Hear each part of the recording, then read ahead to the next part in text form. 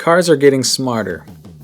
Teslas have more software than they have hardware, and all this software needs to be kept up to date, and yet Tesla is still making new models. The old models aren't going to be updated forever. Sooner than you know it, we're going to have some cars out there that are obsolete. It's not long before cars will only be getting updates for a few years and then be forced into obsolescence. You'll have no choice but to buy a new car every other year. If you don't believe me, look at how cell phones are today. The good old days when you could buy a car and drive it for 20 years will soon be gone. This year, my 2000 Toyota Corolla turns 23 years old. That means in a few years it'll be a classic car. For now it's just an old out-of-date car. It's in the in-between stage, the awkward in-between stage, between having a nice haircut and beautiful healthy long locks. It's a 23-year-old Toyota Corolla. It's called the Silver Bullet. Cars are measured by the number of problems they have. This car, well, it has a lot of problems, but ultimately it's a pretty good car. For this review, I'm going to tell you about the 23 problems with the 23-year-old Toyota Corolla.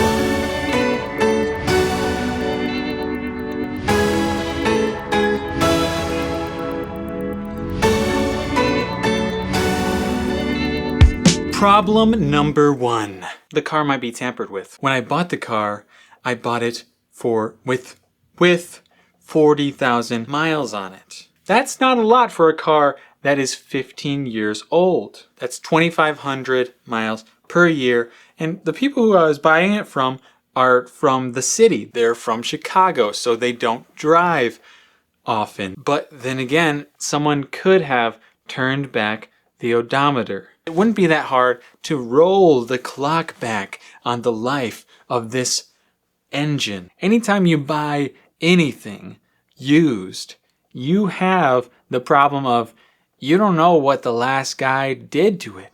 Maybe they mess with it and they're just trying to unload some piece of garbage onto you.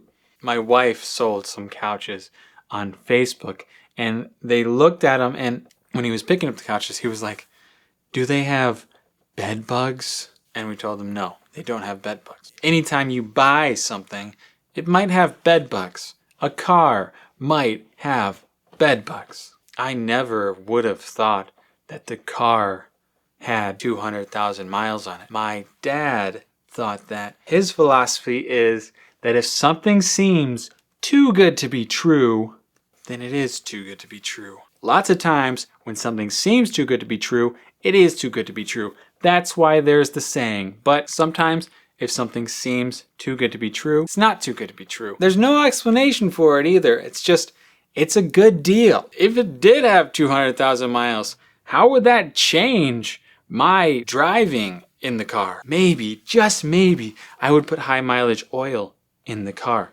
I would put a different type of high mileage oil in the car that would preserve a high mileage engine to a higher degree. But is it a bad thing that I already do that?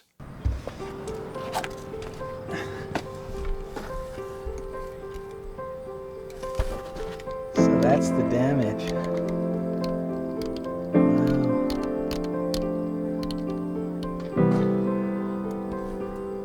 So basically that was dragging. So I'm gonna just use some zip ties to put it back up. Cars aren't free. Cars aren't free, and that's a problem. It's impossible to live without a car in my city. Like I said before, the public transportation is not good enough. If I was relying on public transportation, I wouldn't have half as much the opportunity as I do having a car. That is not fair. I've made up my mind. Having a car should be free. But I'm not here to make a video about how society isn't fair. I'm just telling you about my experience living with this car. Part of that experience is this. I had to buy this car. I bought it for $3,000 in 2015. It was a steal, below Kelley Blue Book value. Value of the car was so high because it had low mileage. When I bought the car, it had less than 50,000 miles on it. Previous owner didn't drive it much, but it wasn't free. I had to pay for it. When you have to spend money on anything, that's already a problem. Cars aren't free, but we did get my parents' 2007 Toyota Corolla for free after we'd bought the older Toyota Corolla. We had a Buick Century that was a lot of trouble and sold it to Randy for $500. That's barely more than I would have made to scrap the thing, but I don't like selling cars. I know cars are problems. If you have a car, you have problems. That's why I sold the car for so much less than it was worth. I could have sold it for more, but I knew there were problems. This particular car had lots of problems. One time it was shredding through front tires. Couldn't figure out what was wrong with it. Something was wrong with the front wheel, I knew. One day my wife heard a loud bang heading home. I told her I didn't know what it was, but if it looked like the car could go ahead and get home, then just drive it home. She wasn't far. When she got home, she said she heard the loud sound a few more times. I looked at the tire and the wheel was held on to the car by one lug nut. Wheel was gradually busting off one lug nut at a time. One by one, the actual bolts that held onto the lug nuts, they were busting off one by one. The wheel was barely hanging on by the time she got home. I replaced the lug nut studs, but it was only a symptom of the problem. The control arm was bad. I had to replace a piece that holds the wheel called the control arm in order for the thing to stop shredding through tires. I'd be dishonest if I sold the thing for more than $500. I knew that whoever bought that thing was buying problems. When you buy any car, you buy problems. When I bought the car then, I knew I would be buying problems. That's how you be a man. You just fix some stuff. Problem number 3. You can't sleep in it. Now, normally, you don't need to sleep in a car. I don't sleep in cars often. I sleep in my bed often. I love to sleep in my bed. It's a soft bed. My wife makes fun of me because I use a body pillow to sleep, but it's just comfortable to have something between your legs when you sleep on your side. What can I say? You don't normally need to sleep in a car, but sometimes in a dire and desperate situation, you might need to sleep in a car. I will tell you about the time when we thought about maybe sleeping in this car. My band was on tour, and normally when a band goes on tour in a big touring van. That's just my experience. Lots of people have different experiences. Maybe they have a giant tour bus because they're making tens of thousands of dollars a day. Maybe they toured in a 1980s Volvo station wagon. I know a band who actually does this. They take their station wagon, fill it with their small, daintily packed instruments, and they swore by 1980s Volvos too. Like they loved how hardworking these old machines were. I envy them being able to use a 1980s Volvo to tour, but when I toured, I would have been touring in a 12-passenger van. One of those big church vans that you see people going to pick up elderly people on their curbside. Well, one time when the band went on tour, nobody showed up for the tour except for me. Our bass player showed up to the first gig and he told me he wasn't gonna make the rest of the shows. His wife wouldn't let him go on tour with a newborn baby at home. Since it was just gonna be me and I ended up being able to drag my wife along to these shows, I decided not to take a full 12 or 15 passenger van. No, I would take the Silver Bullet. But we had a problem. Mostly when you go on tours like this, people have let us stay at their house. And during this tour, it was no exception. There was lots of people who were willing to put us up in their homes for a night or even several nights. We went to Myrtle Beach, South Carolina, where some good friends of ours live. They let us stay in their house, their resort house on a golf course with a swimming pool. We stayed at houses mostly, but one night there was a house that we were offered to stay in that had cats. My wife is allergic to cats. The resort house did also have cats, but we know those people and we know they clean up after their cats. Some people don't clean up after their cats. And their houses become a viral allergy pit. Allergens floating like ash after a volcano. We didn't have a lot of options. We looked on Google. Google said there were some hotels nearby. We picked one out. It was a 1-star hotel. It costed $73. When we got to the front desk, we ordered one hotel room. The nice Indian man charged us. He charged us $73. We went up to the room, opened the door, and immediately smelled the horrifying odor of thousands of guests smoking and doing unsightly things. Their odors forever trapped in the walls of this hotel room. Instantly, we threw up in our mouths and walked back to the front desk. When we got to the front desk, we asked for our money back, and he gave it to us, but he sent someone back to check on the room, like as if we had done something in there.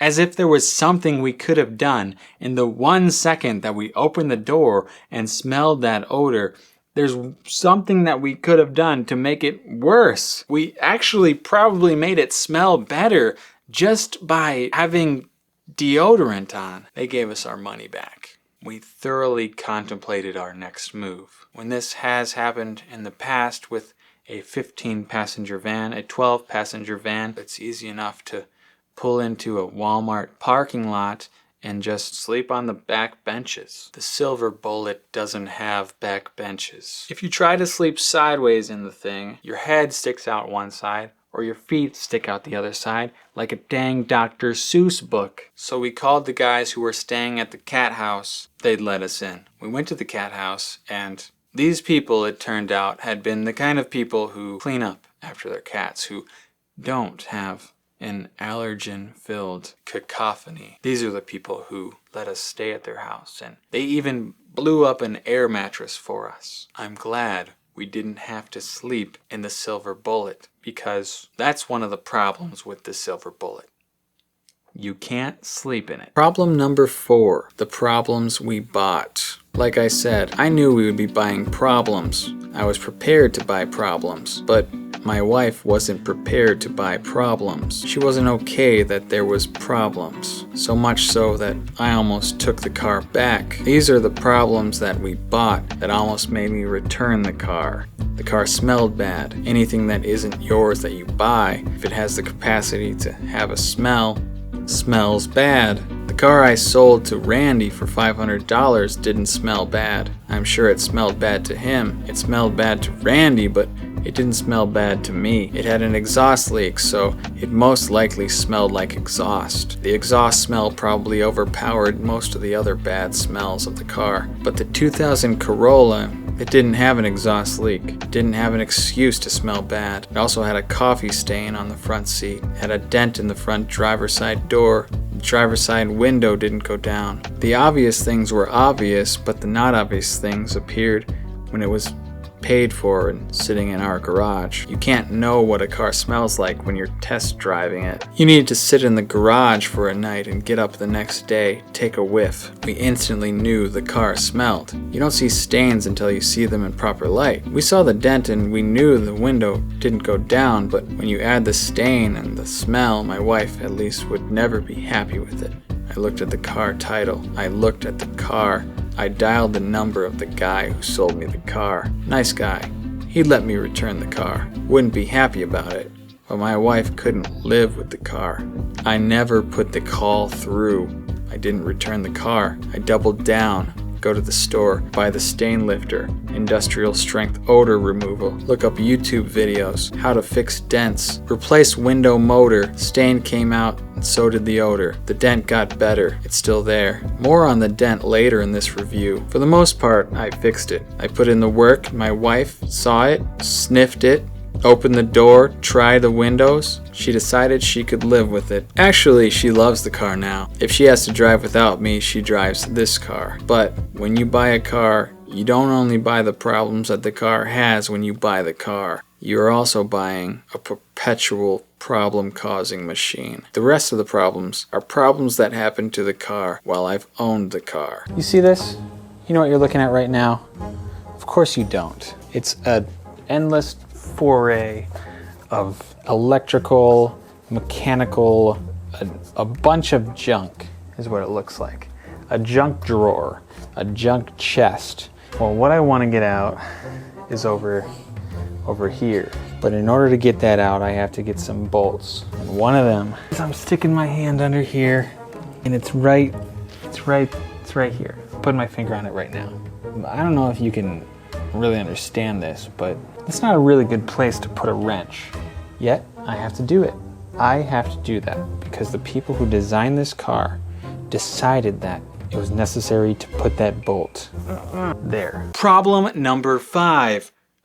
The car won't start. No, it's not called the car won't start. It's called problem number 5, the starter. One day, the car wouldn't start. It was actually very fortunate how the car didn't start because it had been starting less and less frequently. Whenever I would turn the key, the starter would spin up the engine, but it had been doing that less and less frequently. The last time it did it was the time that I was driving it into the garage to try and look at it. I decided to make a video chronicling my journey trying to fix this starter. I decided to make a video because I knew that this fix would require lots of effort, and this fix would require me to challenge myself, do something that I'd never done before, and it would require me to solve a mystery. Fixing cars is like solving a mystery. You gotta be a regular Scooby-Doo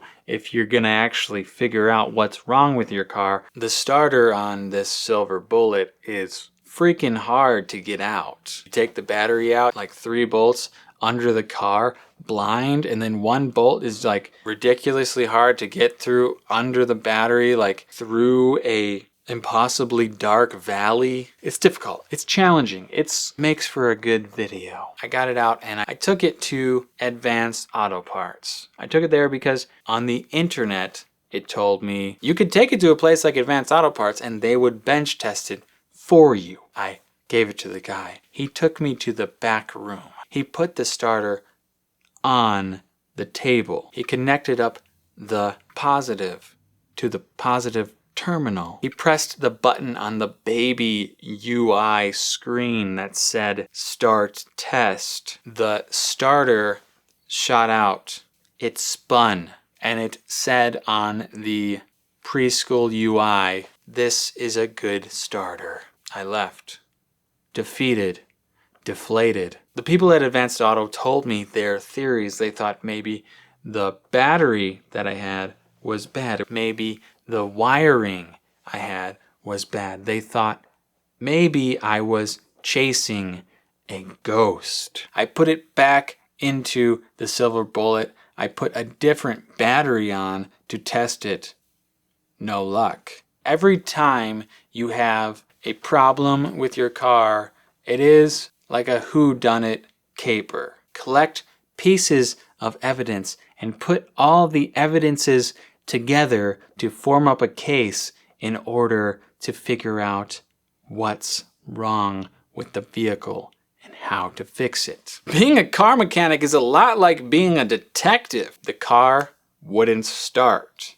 It made a sound when I turned the key. I took the dang thing out again. I put it on the bench myself and I connected the battery up manually. When I touch the starter, it doesn't have any resistance. On the teeth that turn the engine don't give me any resistance. So I took that starter back. I took it to a different auto parts store. I went to that auto parts store and I asked them, can you check this starter for me? They told me once again it was a good starter. This time I knew it wasn't a good starter. I put the new starter in the car. I put the battery back in and I went to start the car and it worked. I wouldn't have had to go to all that trouble if in the first place they would have just told me that their test is not conclusive, that they're not testing whether the starter is actually broken. They're just testing a few things about the starter. that commonly go wrong. They didn't test whether it would work under a load. I mean, what can I say? Don't trust everything people say about diagnosing your cars. They could be wrong. Let's see if it works. What?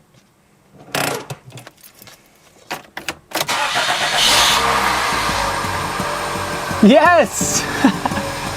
Problem number 6. Prop car. I sorta kinda use this car as like a prop. It's a prop in a lot of videos that I make. And the thing about it is that people judge you for what kind of car that you have. I judge people for what kind of car that they have. The thing about judging people and judging people for the car that they have is that people are judging me for this car, and it's a 23-year-old car. I mean, it's not a Tesla. It seems like everyone has a Tesla. I mean, I get it. It's a sports car and it's electric. That's cool. And you like Elon Musk, or you like new and fanatical things, and you like to get into. I get it. It's a cool car. When I was a kid, I thought Jeep Wrangler was a cool car. A guy named Brock was a cool kid, and he had a Jeep Wrangler that he would drive around with his friends, and I saw them driving around in the Jeep Wrangler with their bleach blonde hair highlights and picking up girls. And I don't envy cars anymore. I don't envy cars because I don't care about having a nice car. I mean, I think it would be cool to have a nice car, but I don't care enough to actually try and spend any mental effort on trying to afford something like a Tesla or a Jeep Wrangler or even a Jeep Cherokee. I don't care. There was a day when I did envy people's cars. I envied the VW wagon with the diesel engine. I was broke and I was in a band. From show to show we toured, and we drove a 12-passenger van with a trailer. It took a lot of gas to drive from show to show. Gas wasn't cheap, so we were trying to make every penny go as far as it could go. When we went to McDonald's, we would each have a $2 stipend to buy 2 McDoubles, not even double cheeseburgers. I envied the VW diesel because it got 40 miles a gallon. I also envied Sprinter vans because you could stand up in them. They were tall enough that you could actually, while you were driving, not while you're driving. Don't stand up in the car while you're driving, obviously. Riding along as a passenger, you could stand up. That was a luxury that I wanted to afford. I judged those people, but I didn't judge them. I didn't think those people are rich because they have VW cars, or those people are rich because they have Sprinter vans. I judged that they were happy. They must be happy because they have something that I want. They have something that I need. I judge them. People judge people by the cars that they have. I don't want people to judge me as being happy, and I don't want them to judge me as being sad either. I want people to be content with what they have. But we live in a world where judgment is common, where we compare each other's things on Instagram, and we compare things and we say, I would be so much better off if I had this vacation, like this, that person. People judge. Problem number 7 is the door. The door is a problem. The front driver's side door. The door is a problem. It's not a problem that there is a door. Obviously, there's a door. All cars have doors. Well, do all cars have doors? A Jeep Wrangler with the doors taken off doesn't have doors. When it's cold, very cold, the door doesn't work. It works. I mean, you can open the door, but when you go to shut the door, it doesn't latch shut, so it just kind of hangs open like that. If you take a hard corner, it flings open. That could be bad. The door closing mechanism, I think it just gets frozen. I don't know what to do about that. If I have to continue to hold the handle, hold the door closed, I probably won't have to do it too many times every year, and I haven't gotten frostbite yet, so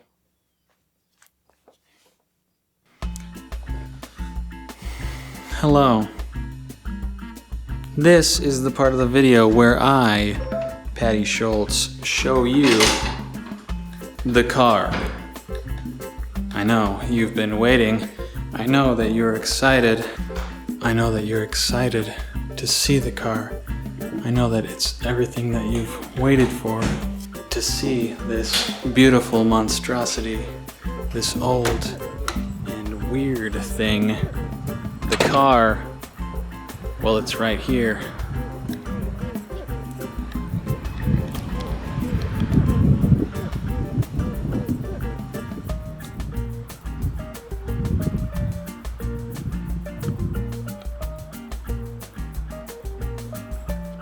Does that make you happy?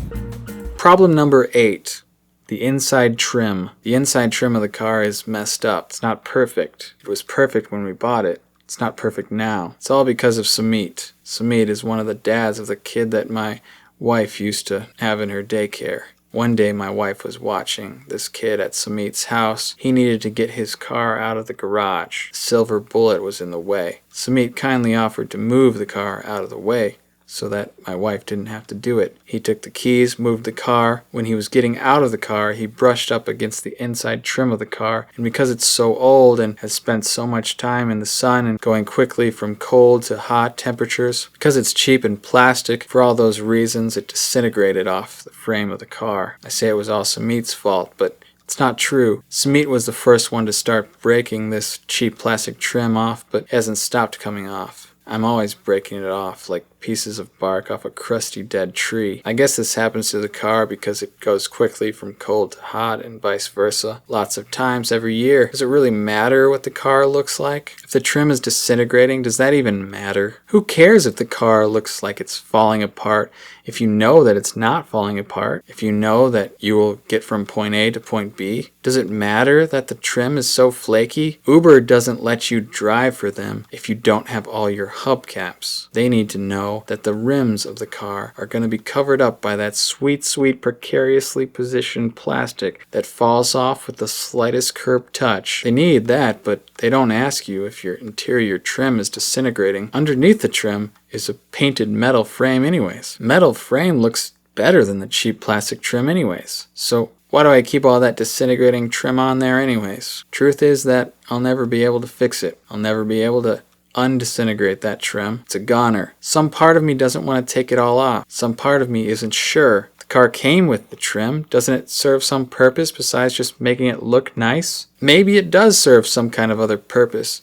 Maybe it helps to keep the cabin more insulated. The mystery of it keeps me from ripping all the trim off, even though it's mostly off already. That and I'm lazy. The car doesn't look like a brand new car. So what? It's not a brand new car. I don't have to make it look like a brand new car. It looks like a 23-year-old car, because it is. I just saw a couple of Ford trucks that are 80 years old. One of them had the front model decal cracked off. It's supposed to have like a bird on it. It doesn't bother me that it was cracked off.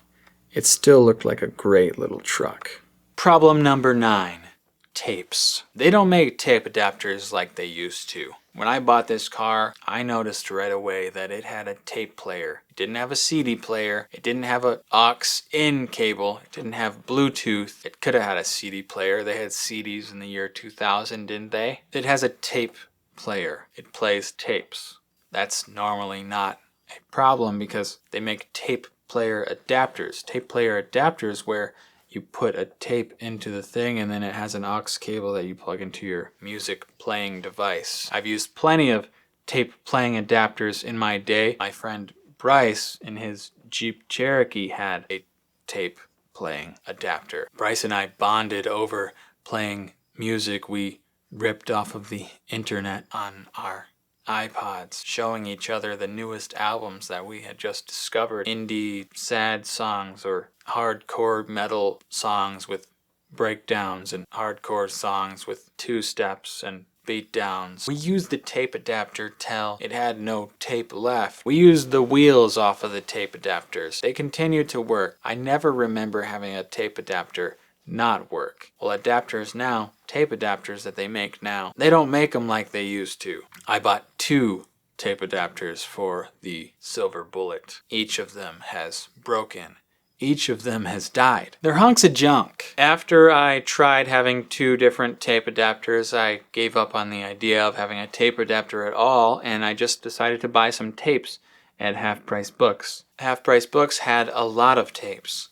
They had a lot of good tapes, but they overpriced the tapes. There was tapes for $6.99, tapes for $9.99. They had expensive tapes. I mean, it's not like people are collecting tapes out there. Tapes is an old, defunct type of media. I know people collect vinyls, and good on them for doing that, but I'm talking about tapes here. Tapes. They don't sound good. They shouldn't be $6.99. They definitely shouldn't be $9.99. They should be 50 cents. I bought a couple tapes for 50 cents, but one of them was an album that was made to test your subwoofer stereo system. But I did buy 2 albums for around the $6.99 price range. One of them was Simon and Garfunkel. One of them was Creedence Clearwater Revival live. Pretty much the only album that I ever play in the car, the only tape that I ever play in the car, rather, is CCR. CCR is the ultimate driving music. It is the only tape that I ever play in the Silver Bullet. But look, lots of cars nowadays have Bluetooth. My other car has a Bluetooth radio where you can actually transmit your songs over Bluetooth waves. It works phenomenally well, but I never use it. I just don't take long trips like I used to. I don't take long trips over the cornfield-filled plains of Illinois like I used to on the back routes with Bryce. If I am taking a trip nowadays, I'm far more likely to listen to Coco Melon than I am to listen to Coltrane. Not that I'm a big jazz music aficionado or anything. Let's see. That's where my tape should be. I think I lost my Creedence Clearwater Revival tape. What's this in here? Nope. Oh my gosh. Oh, wait, I found something. Let's see what this is.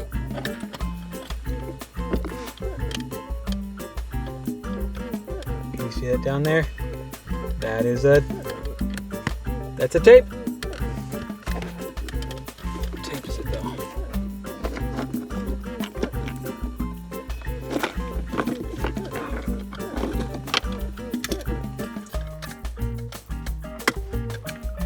Aw.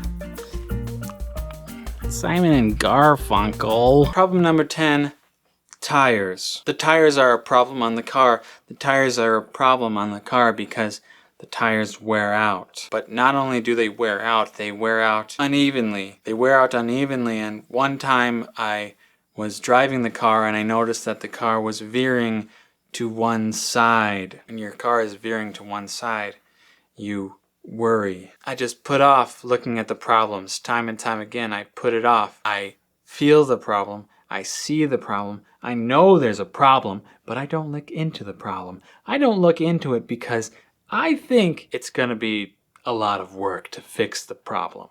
And secretly, deep down inside, I doubt that I'll ever even be able to fix the problem. Then, all of a sudden, the problem just blows up in your face. One day, this happened to me with the tire problem. I drove to my parents' house, and when we got there, went inside, a few minutes later, my dad said that my tire was flat. I took it to the tire shop, and they put used. They put used tires on the car. And it instantly fixed the veering off to the side problem. It fixed any problem that the tires had. It instantly fixed the problem, but in another sense, I still have the problem. I still have tires. Tires are constantly wearing down. They're constantly causing a problem. So I still have the problem of the tires. The stupid cricket. The cricket! There's a cricket in here and it's driving me crazy. Cricket! Shut up! Shut up! Problem number 11. The windshield is cracked. Yeah, it's cracked. Number 12. old car treatment. When I was a kid, my mom and dad had a white GMC Safari. When I was about 13 years old, Mom dropped us off at a skate spot, and when she was going to leave, she backed into a light pole, the cement part with the yellow paint over it. She backed right into it with the passenger side of the van. It left a huge dent in the van's sliding door. The van's sliding door still opened, it was still functional, but you could tell that it had a huge accident. It looked like someone T-boned it. My brother and all of us were at the skate spot, and we said, well, there's nothing we can really do about it. So we waved to Mom and went off to skate. I went back and checked on Mom, and she was crying. She was sad that she had wrecked the car. She had demolished the side of the car. It looked hideous. It was ugly. She wasn't crying because she wrecked the side of the car or that it was hideous and ugly. She told me that Dad was going to kill her. We got home later that night and Dad came home. He took one look at the car. He barely even blinked at it. He went inside. He went to my mom. And he mentioned that he saw the car. But he wasn't mad about it. He didn't kill her. He didn't really care. His theory was that he didn't have to drive it. He didn't have to drive it, sure. I did. A long time later, I went to a date with a girl. I asked a girl to go on a date with me. I asked her to go to Panera with me. This girl is called Panera Date Girl. We met at Panera. She had been dropped off there. We had a nice meal, and then we headed off to a second location. When we were in the parking lot, walking towards our ride, Panera Date Girl pointed at a van. She pointed at the van and said, "Wow, I wouldn't want to be caught driving in that thing."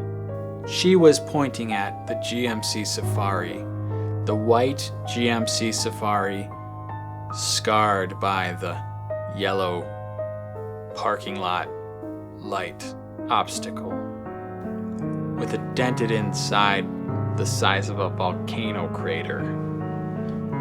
She didn't know that that was my car. That was the car that I drove in.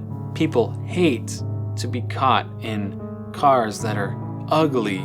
People hate to be caught driving in something that they think is not cool. The Silver Bullet is old. It's out of date. It's a car that no one would buy new today. It's out of fashion in the car world. It looks nothing like the Corollas that they make today. The Corollas that they make today look like Teslas. Not only is it out of fashion, it's rusty. It's got crust on it. It's dirty. It doesn't help that my daughter uses it as a play toy. It doesn't help that my wife uses it as a dumpster. I'm not blaming my wife for all the trash that's in the car. It's hard to carry not only a toddler, but all of your groceries and things that you buy at the store, and then also be expected to clean up the trash that's left in the car. It's not like I don't also leave trash in the car. I do. We sort of treat our car like a dumpster, and our daughter sort of treats it like a play toy. Well, things become what you treat them like sometimes. People might see this car as trash. Panera Date Girl probably sees this car as trash. She probably sees it as worse than the trash that they throw it at Panera. At least that trash you can donate to some homeless food shelter and people can eat it. This trash wouldn't even be good enough to donate to a homeless food shelter. But you know what? I don't care. I don't care that it's basically trash to other people, and other people are gonna look at it and say, that's an old car. I don't hate to be caught driving in it. I'm just fine with being caught driving in it. I'm glad to be caught driving in it. Some of the features of the car I'll show you. The hood.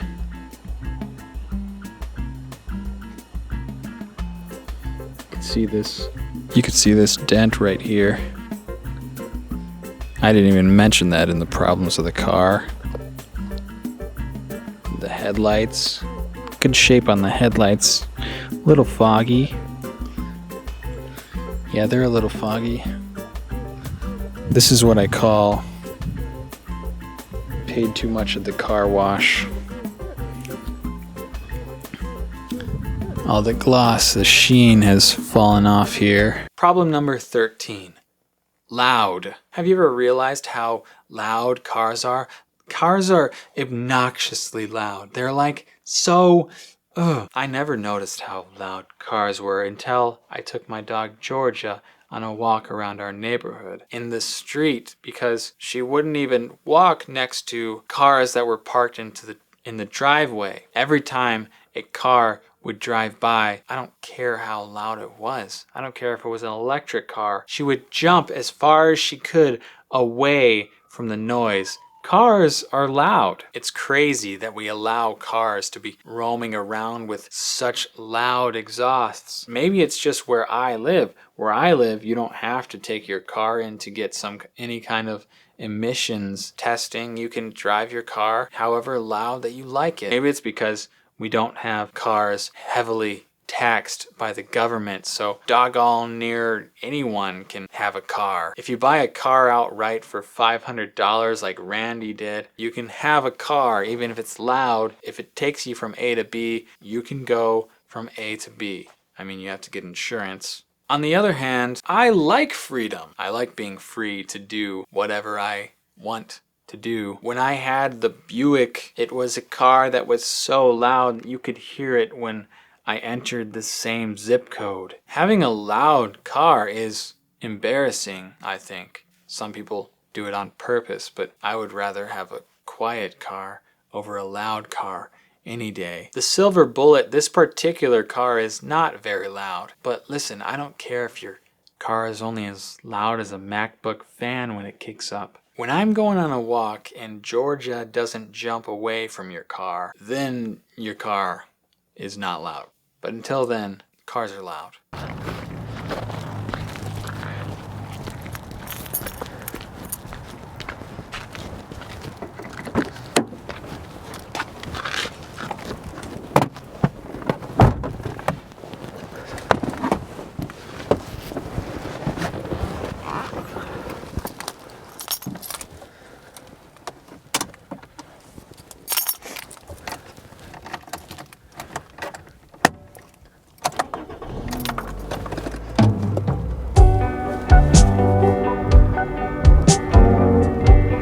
Problem number 14, oil.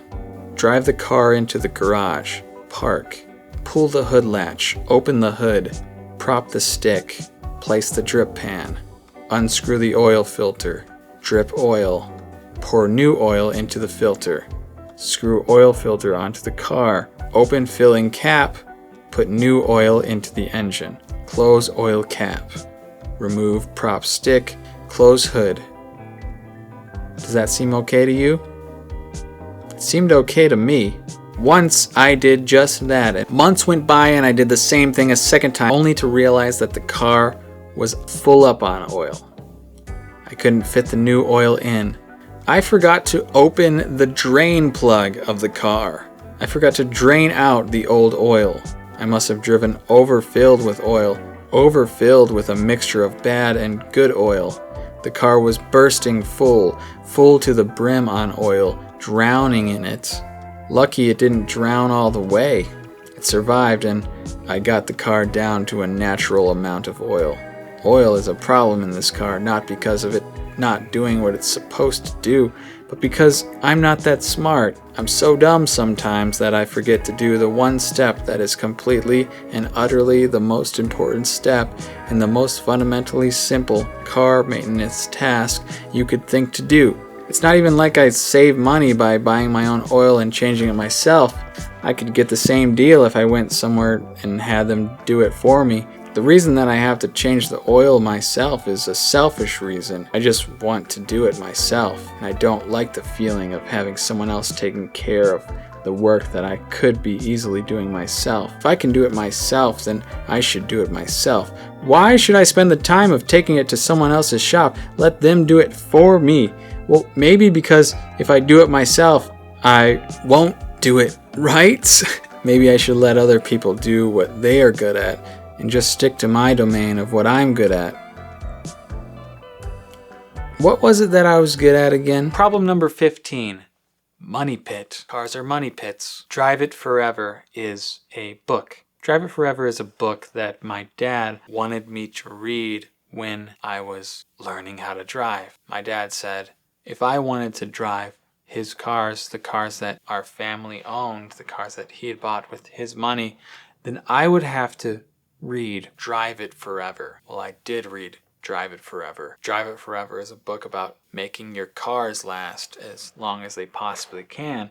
And the way that you make your cars last as long as they possibly can is by having good driving practices and taking care of the most expensive part to replace on a car, the engine. It's about oil. It's about gasoline. It's about car storage. It's about when to turn your car on and when to turn your car off. It's a book that has a lot of wisdom, and it's a book that no one needs.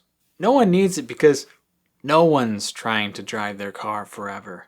Not anymore. No one wants to drive a car forever anymore. They want to drive a new car. They don't want to drive an old hunk of junk. They want to drive something that just came off of the lot. Old cars have more problems, and more problems that you're less likely to be able to fix because there's less parts around and less people are fixing them. It's not like you're saving a bunch of money by having a super old car. You're having to spend a lot of money doing repairs on an old car. You'd probably be way better off if you just bought a car, drove it for a few years, sold it, and then bought a different used car. You'd probably be better off doing that than driving a car for 23 years. They don't make cars to last. They used to make cars out of steel.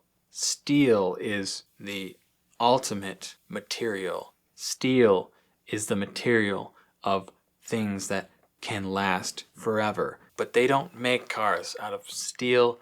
They make them out of crumply aluminum. It's safer to have a crumply aluminum car that's going to crumple up when it touches your back bumper, but it doesn't last forever. You don't need to read that book. When I was in high school, I wanted to have a car. I wanted to have a car so that I could drive around and meet my friends' places and do hood rat stuff. But my dad told me that cars are money pits. And he's right. Cars are money pits, especially old cars. The longer you have a car, the more money that you're going to put into it trying to keep it up. I wanted to have a car so I could drive around and go to my friends' houses. I wanted to have a car to have that freedom to go on a date with a girl and not be ridiculed by how ridiculous the crater in the side of it is. You can't do that kind of stuff on a bike.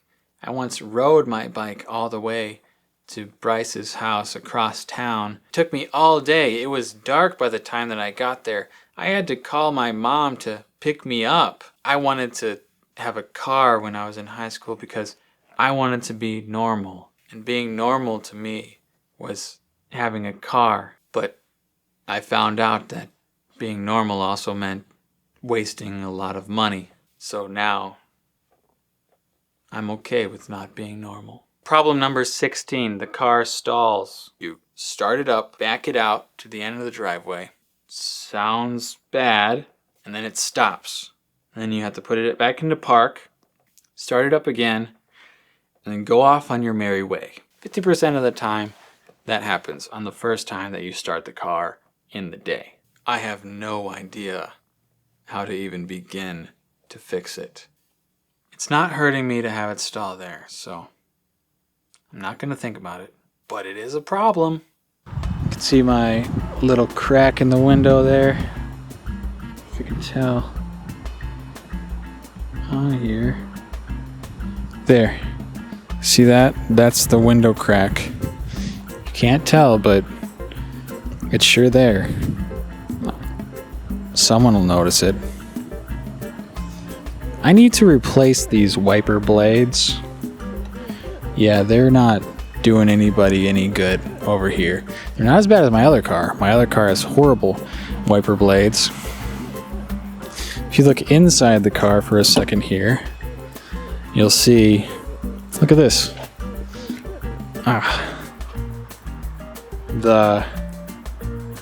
The wheel is totally disintegrating.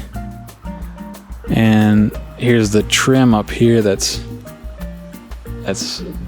got messed up by some meat. Problem number 17, hubcaps. If you want to drive for Uber, you have to have hubcaps. Underneath the hubcaps are steel rims. I one time made the mistake of calling my wheels alloy wheels instead of steel wheels in a video. Made that mistake in a TikTok video, and people in the comment section wouldn't shut up about it. They were giving me a hard time because I called the wheels alloy wheels instead of calling them steel wheels as they properly are. Alloy wheels are fancier than steel wheels. Well, just by having that argument in the comments, people were making this video go way more viral than it should have. So thanks to them for doing that. But it's all because of a mistake I made over these stupid hubcaps on this car. Right now, I only have 3 hubcaps on the car. 3 out of 4 steel wheels are covered up by these plastic, barely hanging on there toys. Why don't I just take them off and use all the steel wheels? Well, for some reason I want to keep the hubcaps on there.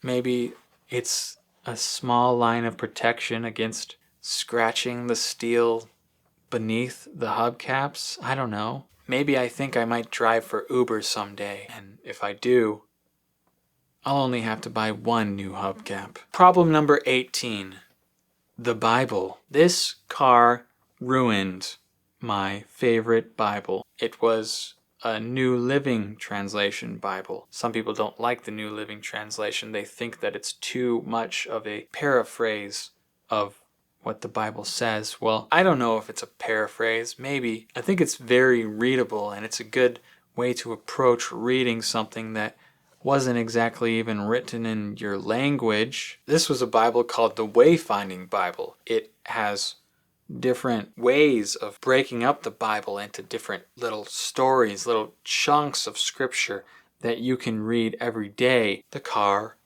ruined it. Actually, the car didn't really ruin it. It was really my fault. I left the Bible in the trunk. It's my fault on 2 counts, though, because not only did I leave the Bible in the trunk, I left the Bible in the trunk, and I didn't clean the trunk door jamb. When I was doing car washes as a kid, I didn't clean the door jamb. Who cares about the door jamb, I thought. Actually, I didn't give a second thought to the door jamb. I didn't know what a door jamb was. It suds up the outside and you spray it down and then you're done. I never thought of cleaning it until I was hired at the car wash. And they taught me how to clean a door jamb. Well, they didn't really teach me how to clean a door jamb. They just said, clean the door jamb. I didn't do that on the silver bullet in the trunk. It caused my Bible to get soaked with water, drowned in it. I almost threw out the Bible, but I put it up on a shelf in my garage, and after a few weeks had passed, I picked it up. All the pages were stuck together. I pulled them apart one by one. The entire Bible. It's a lot of pages. I didn't throw out the Bible. Actually, it's kind of cooler now. It looks like it's got some weathering to it. So maybe I should thank this car for making the Bible even cooler. One time I paid too much in the car wash for this car. It's ironic because I used to work at the car wash. I used to work at Super Suds Car Wash, to be precise. It's not there anymore. Or rather, it is there. It just has a new name and it's under new management. I remember when I started working there, I was surprised at how many workers they had at the car wash. Couldn't believe that many people could be working at a place where its sole purpose was to do something so unnecessary. I mean, I grew up washing the car in the driveway for $5, maybe once a year. We weren't a big car wash family, I guess. But then I started working at the car wash and the place has like 100 employees. There's at least 50 people working all day, every day. We didn't need that many people. People were lazy. When it was too slow, people got sent home early. When it was rainy, we shut down the whole wash. I was one of the people working the car wash who had a driver's license. Having a license meant I could drive the cars. People who get their cars washed have nice cars. Car wash employees' cars were less nice. Once I got called out by a fellow car wash employee. Cody wanted to fight because I was doing my job. His girlfriend's car went through the wash. I got in it, and unlike most of the cars that came out of the tunnel, it was dirty on the inside. It looked like someone had used the car as a trash can. The driver's responsibility in the car is to spray the inside windows so the people drying off the car could open the door and wipe off the inside of the window. You were supposed to spray the front window, all the side windows, and the back window. Cody didn't want me to spray the back window. The back window is difficult to reach in a two-door coupe, but that's the job. It would be quicker to not do it. Most people don't get that window dirty anyways, so maybe it's superfluous to clean it. I figured if I was paying for it to be done, I'd want it to get done, even if it takes a little more time than the normal car wash visit, so I sprayed the back windows. Cody didn't like me. He didn't like that I sprayed the back windows. He thought I was making his life hard on purpose. When I got out of the car, he went to personally wipe off the back window. He told me, "We don't do the back window." It was a threat. I didn't last long at the car wash. I immediately started looking for a new job. But while I was working there, I never got a car wash there. They would have given me one for free, but I never got one. Instead, I paid too much for a car wash. Paid too much for a car wash is a joke. The paint is coming off on the front driver's side fender of the Silver Bullet. Whenever you see a car where the paint is coming off, like this, it's called paying too much at the car wash. Although, I don't know the real cause. Maybe it's the sun. Problem number 20.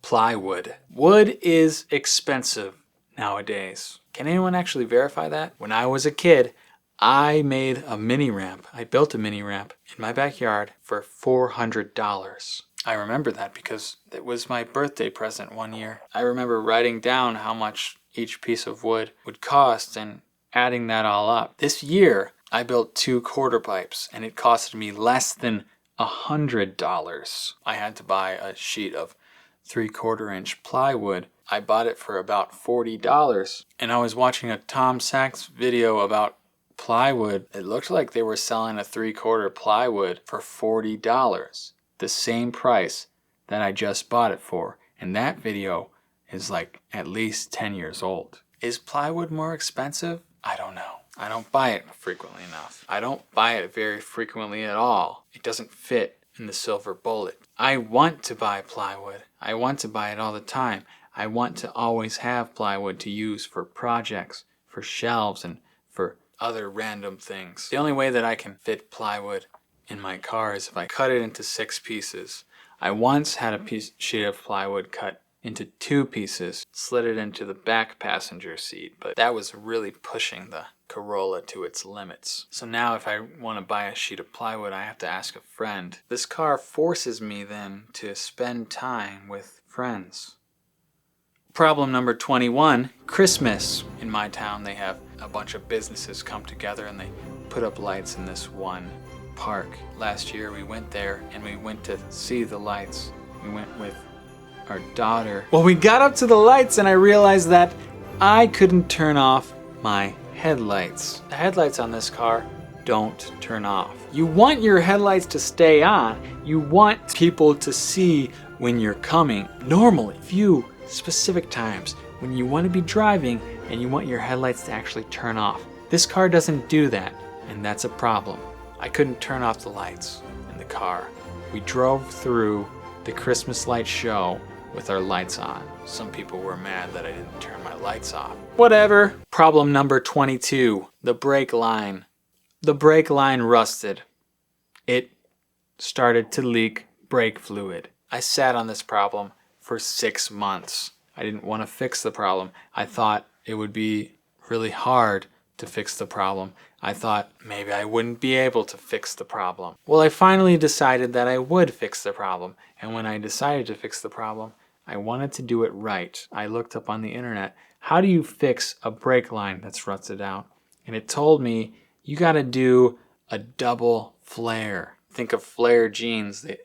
The line has to flare out. I thought that sounds really hard. I looked up a video of how to do it, and it looked pretty hard. I went to the auto parts store, see if I could borrow the tool that you need to flare these lines. And the guy at the auto parts store said, "No, we don't let people borrow tools anymore, but you don't need to do a double flare," he said. Just buy the bolt-on connector. So I have it on good authority from the guy at the auto parts store that I never needed to do a double flare on my brake lines. That was quite some time ago, and I've never leaked any brake fluid since. Problem number 23, keys. Let me get the keys. These are the keys. This is the first key that I ever used on the car. It's broken. That part, it's broken off. And it's broken off because it was always broken off. It was basically halfway broken off. When I bought it, it was connected but barely. So I put it on a key ring and I put it on my lanyard like this. And I went to Uncle John's house one time. John said, "I love that you're a latchkey kid." And when I went inside, I noticed that I didn't have the key anymore. So even though I was a latchkey kid, I lost my key. We looked in the backyard for maybe 30 minutes before we found it. From then on, I used this key. But this key is not the master key. It's made to be able to start the car, to drive the car, to open the car doors, not the trunk. It's made for a valet, so that a valet can take your car and he doesn't have access to the trunk? That doesn't make sense. You can just open the trunk from inside the car. I'm confused about this key. This key, it's said to not open the trunk.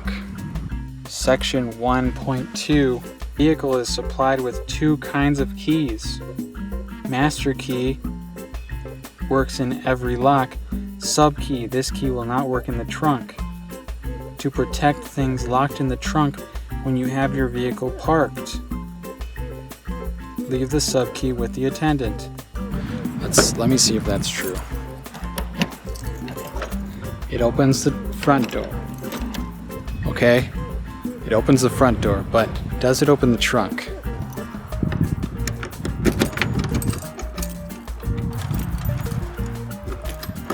It doesn't open the trunk, okay? And that's what it said that it's supposed to do. Now, if you look in here, you look down here though. Look down here very closely. Very carefully. You gotta sneakily look in this because you might not see it. It's not that obvious. Okay, it's obvious. You don't...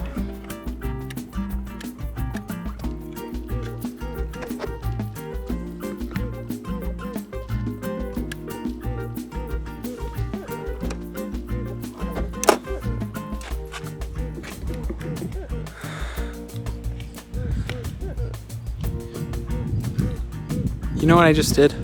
I opened the trunk.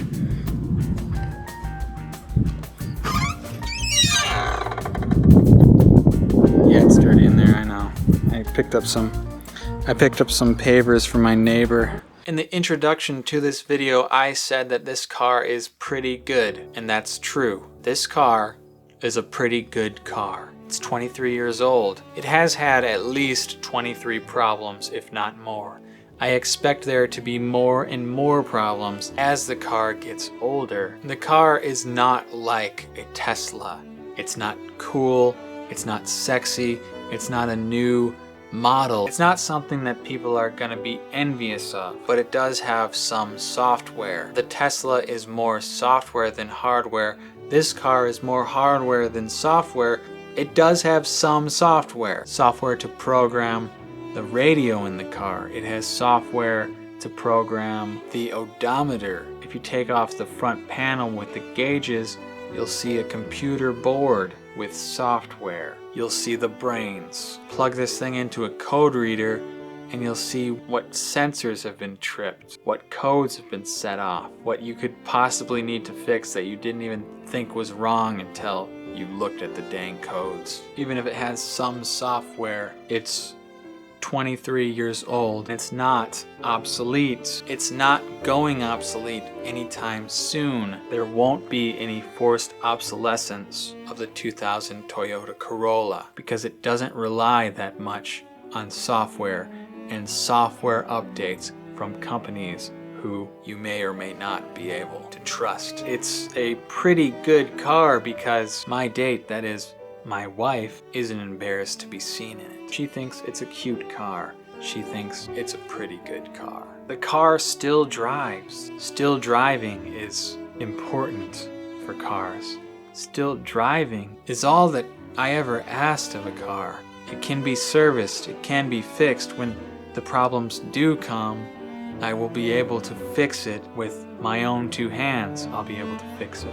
These problems are my problems until they become someone else's problems. I don't know if I'll keep this car till the end of its existence. I don't know if I'll end up having it for its entire life. I hope that I can have it for a long time. Maybe one day I'll give it to my daughter and hope that she's not too embarrassed to drive it. Or maybe she'll have to have some new fancy finagled Tesla or whatever new thing they're coming out with when she starts to drive. It has 23 problems. It will get more problems, but I will be able to fix those problems with my own two hands and no degree in computer science. That's why it's a pretty good car.